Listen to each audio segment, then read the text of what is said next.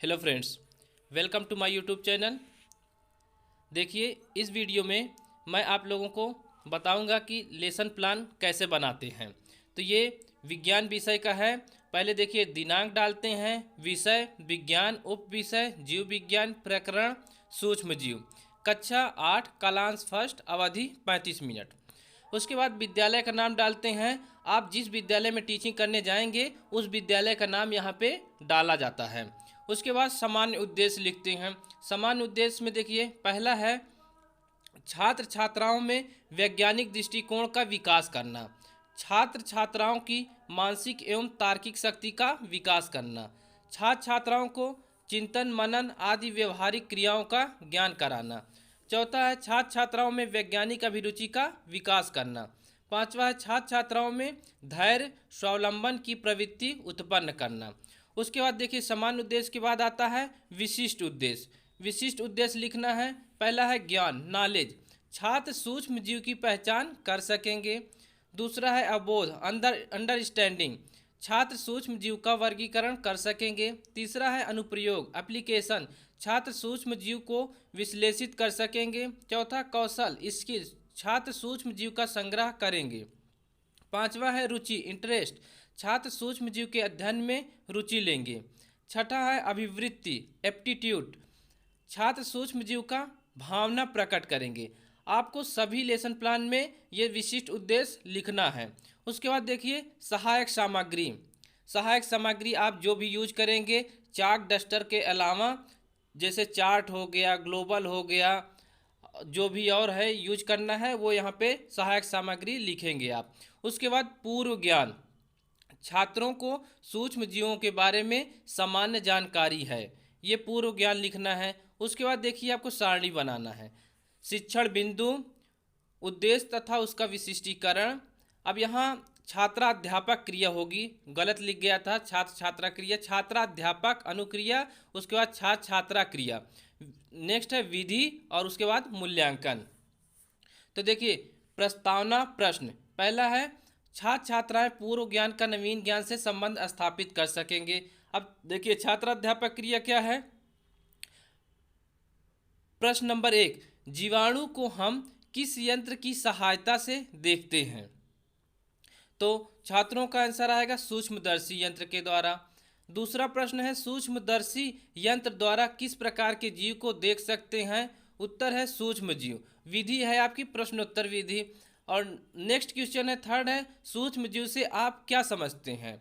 ये समस्यात्मक यहाँ देखिए नहीं बनना चाहिए, आपको कम से कम 5 प्रश्न है, 5वीं पे आपका समस्यात्मक प्रश्न बनना चाहिए। ठीक, तो 4-5 और आपको बनाना है। तो उसके बाद उद्देश्य कथन लिखना है। आज हम सूक्ष्म जीव के बारे में विस्तार पूर्वक अध्ययन करेंगे। अब देखिए, सूक्ष्म जीव इधर डालेंगे शिक्षण बिंदु में, छात्र छात्राएं सूक्ष्म जीवों के बारे में जान सकेंगे। अब स्पष्टीकरण करना है सूक्ष्म जीव के बारे में। क्या है, हमारे आसपास के वातावरण में पाए जाने वाले जीव विभिन्न प्रकार के होते हैं, अर्थात जीव अनेक आकार व आकृति के होते हैं, जिनमें बड़े आकार व आकृति के भी जीव होते हैं और छोटे आकार व आकृति के भी जीव होते हैं।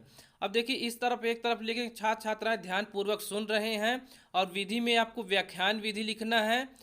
फिर उसके बाद लास्ट में 2 प्रश्न पूछना है, पहले पूरी स्पष्टीकरण करने के बाद।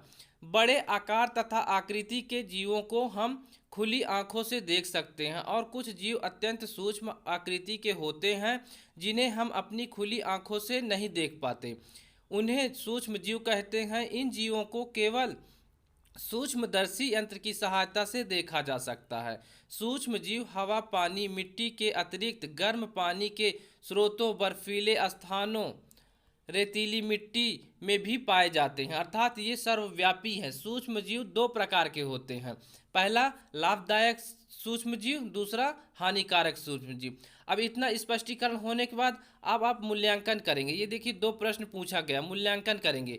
यहाँ प्रश्न है सूक्ष्म जीवों को किस यंत्र की सहायता से देखते हैं। अब बच्चे इसका रिप्लाई देंगे। उसके बाद दूसरा क्वेश्चन पूछेंगे सूक्ष्म जीव कितने प्रकार के होते हैं।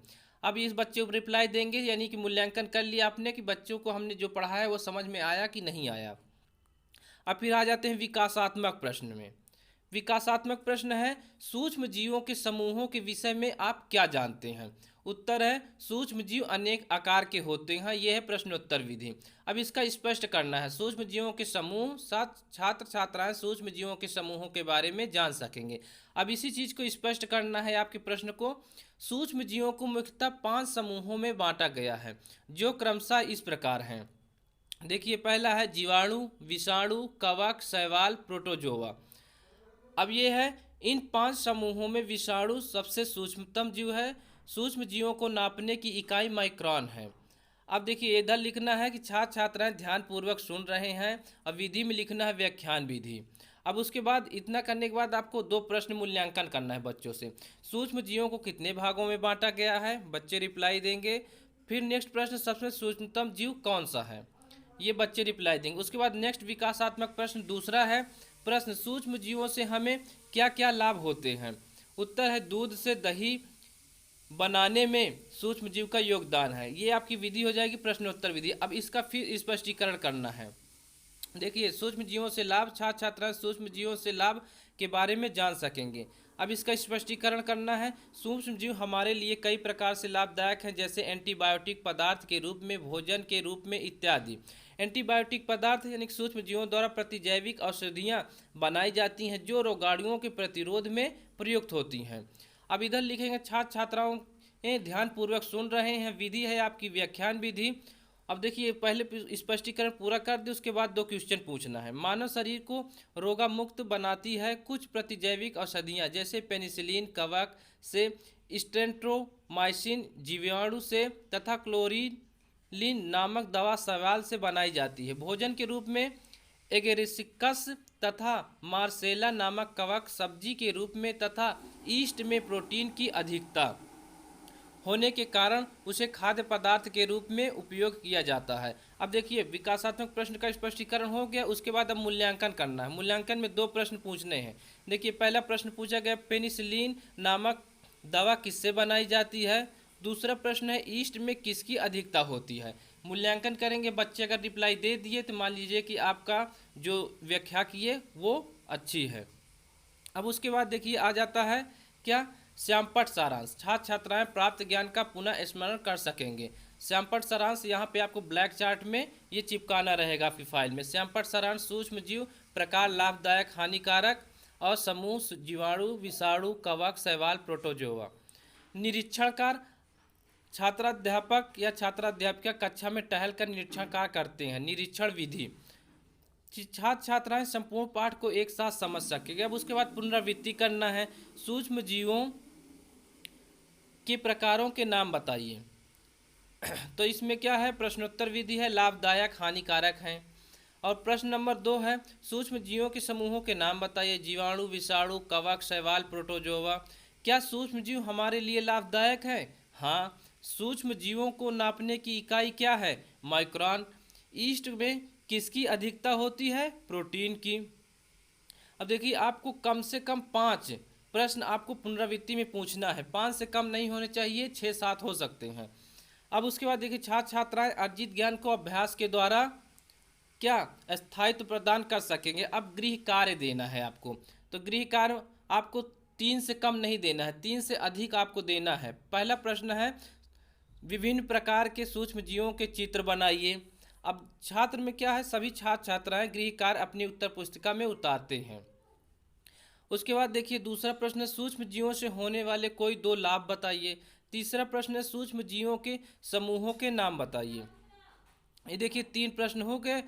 ये 3 से कम नहीं होने चाहिए और 3 से आप 4-5 कर सकते हैं, लेकिन 3 से कम नहीं होने चाहिए। उसके बाद देखिए, यहाँ शिक्षक शिक्षिका हस्ताक्षर और छात्राध्यापक छात्राध्यापिका हस्ताक्षर, यानी कि जिसने पढ़ाया पाठ को उसका हस्ताक्षर यहाँ रहेगा, और जो निरीक्षण आपके टीचर पीछे बैठ के कर रहे होंगे यहाँ पे उनका हस्ताक्षर रहेगा।